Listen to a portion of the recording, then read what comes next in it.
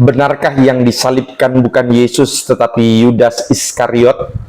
Sebagai orang Kristen kita sering mendengar tuduhan bahwa yang disalibkan bukanlah Yesus melainkan Yudas Iskariot.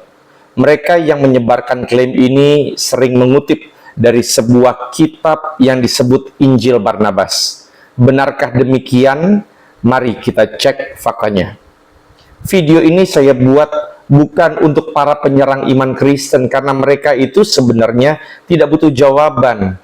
Saya buat video ini untuk kita umat gereja agar mengerti bahwa tuduhan cetek seperti itu bukan berdasarkan fakta, tetapi berdasarkan imajinasi liar yang tidak logis. Kitab ini mengajarkan bahwa Yesus tidak disalibkan, melainkan diangkat ke sorga, dan bahwa Yudaslah yang akhirnya ditangkap dan disalibkan setelah wajahnya diubah agar menyerupai Yesus. Uniknya, mereka yang menyerang Kristen selalu memaksa bahwa Injil Barnabaslah yang asli, sedangkan Injil Kristen itu justru yang palsu. Maka untuk menjawab ini, mari kita bahas secara perlahan dan menggunakan logika yang sehat. Apa itu Injil Barnabas? Orang yang menyebarkan tuduhan ini sering berargumen bahwa Injil Barnabas adalah kitab yang lebih asli dibandingkan dengan 4 Injil yang dipegang oleh orang Kristen sejak abad pertama, Matius, Markus, Lukas, Yohanes. Namun klaim ini tidak berdasar karena Injil Barnabas bukanlah kitab yang berasal dari masa para rasul, melainkan sebuah teks yang muncul jauh beratus-ratus tahun setelahnya. Barnabas sendiri adalah seorang rekan pelayanan Rasul Paulus yang disebutkan dalam Kisah Para Rasul. Ia adalah seorang Yahudi dari suku Lewi yang berasal dari Siprus dan berperan penting dalam mendukung Paulus dalam pekabaran Injil. Jadi dia adalah rekan sepelayanan dari Paulus. Namun Injil Barnabas yang beredar saat ini bukanlah tulisan Barnabas yang asli. Pertanyaannya, dari mana sumber Injil Barnabas, Injil palsu ini?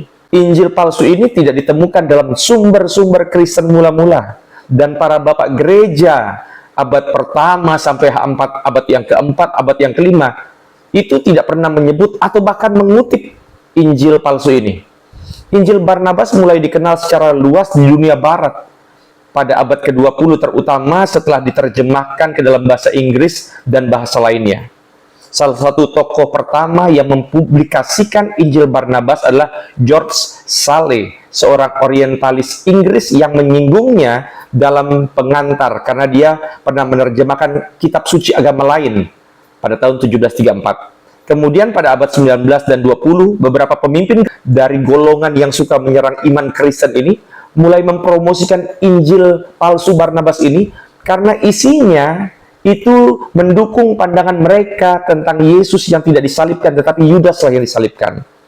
Berdasarkan penelitian para ahli, Injil Barnabas itu ditulis sekitar abad ke-14 hingga ke-16 Masehi, bukan pada abad pertama. Hal ini didasarkan pada beberapa bukti. Yuk kita berpikir secara logis. Istilah dan konsep dalam Injil Barnabas lebih mencerminkan konteks abad pertengahan, bukan abad pertama. Itu artinya ratusan tahun setelah kekristenan lahir. Pengaruh agama non-Kristen sangat jelas dalam teks ini, termasuk doktrin tentang Yesus yang tidak disalibkan. Itu tidak ditemukan dalam literatur awal kekristenan. Itu baru muncul setelah ada agama yang seperti itu muncul. Bahasa dan gaya penulisan Injil Barnabas itu lebih sesuai dengan literatur Eropa pada abad pertengahan. Jadi bukan Injil Kristen. Dengan kata lain, kitab ini bukanlah Injil sejati, tetapi sebuah tulisan yang muncul berabad-abad setelah zaman Yesus dan para rasul. Injil ini sangat diragukan karena memiliki kesalahan historis yang cukup fatal. Sangat fatal. Selain tahun penulisan yang sangat terlambat, Injil palsu Barnabas juga memiliki banyak kesalahan historis dan geografis yang menunjukkan bahwa kitab ini bukan teks otentik dari abad pertama. Beberapa contohnya, misalkan dalam pasal 20 disebutkan bahwa Nazaret itu adalah kota di dekat laut.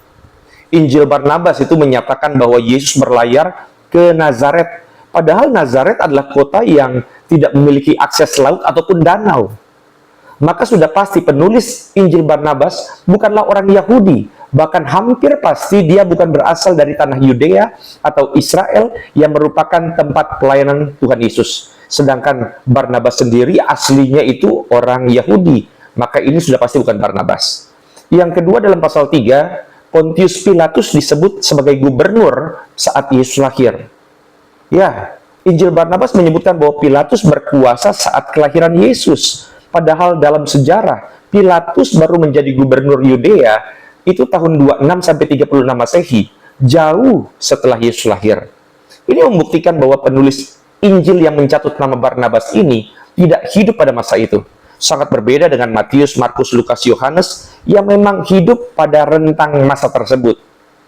Yang ketiga, kesalahan tentang tahun Yobel itu di pasal 82, di mana Injil Barnabas menyebutkan bahwa tahun Yobel terjadi setiap 100 tahun. Padahal dalam tradisi Yahudi, tahun Yobel itu dirayakan setiap 50 tahun. Konsep 100 tahun itu baru diperkenalkan oleh Paus Bonifasius ke-8 pada tahun 1300-an Masehi.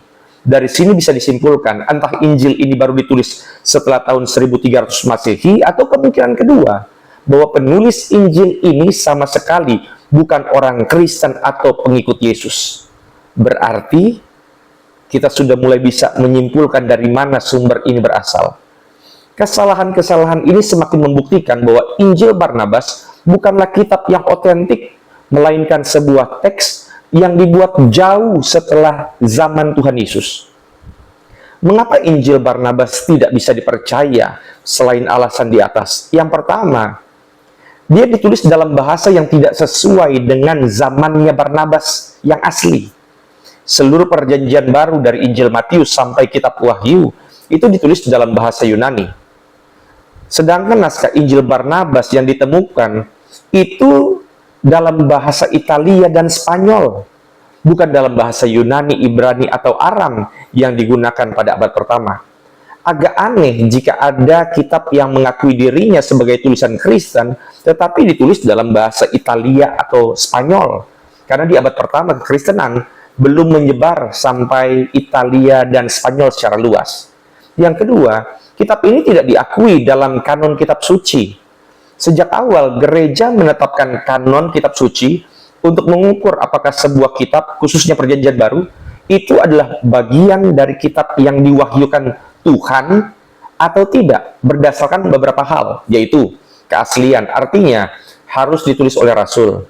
Dua, penggunaan luas dalam komunitas gereja mula-mula, artinya bahwa kitab itu juga harus sudah digunakan dalam tata ibadah atau liturgi gereja mula-mula pada abad pertama.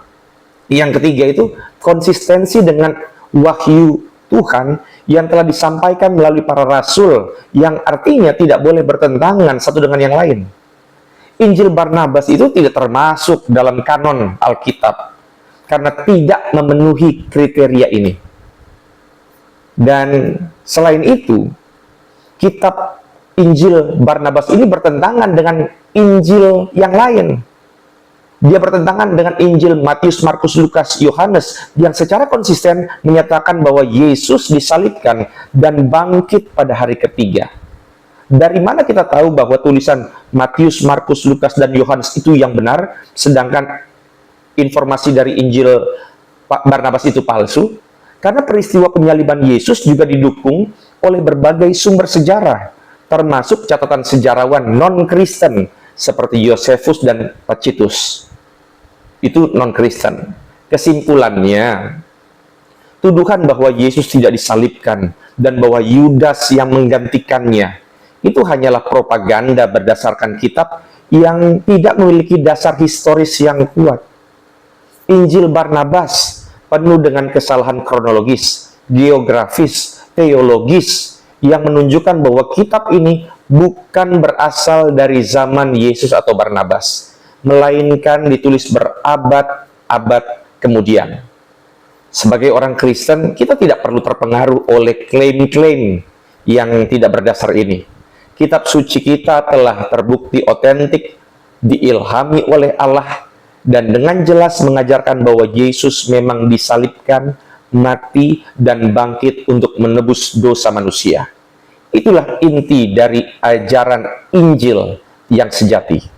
Jika ada yang ingin ditanyakan, silahkan, tetapi pertanyaan yang akan saya gubris hanyalah pertanyaan dari umat gereja. Tetap berjalan dalam iman, Tuhan Yesus memberkati setiap kita. Shalom.